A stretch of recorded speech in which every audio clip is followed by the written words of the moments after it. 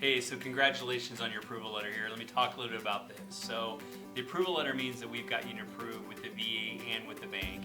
So now obviously we got to get the property you're going through and buying. And some key factors to know when you go through and get this property.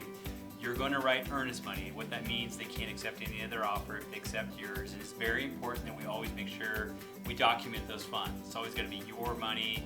It's got to be in the form of a check, and we got to document that just in case there's any money left over at the end. You can get portions of that earnest money back.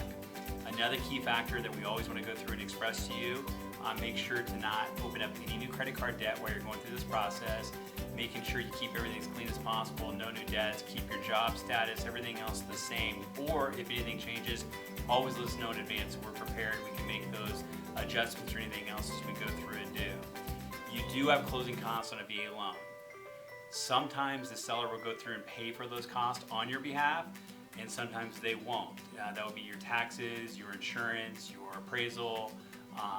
The bank will have sometimes an underwriting fee. There'll be certain portions that you have. If the sellers aren't paying for those closing costs, we have to also document those funds to be able to go through and close. And you want to be prepared for what that number is. We're going to pretty much let you know immediately, but you need to know what that information is going into it. And there'll be a lot more questions that will come up, and we'll continue to have those conversations as a team or work together to go through and do that with you. But you just want to be ready now. This is the exciting part. Now you're trying to get that offer accepted.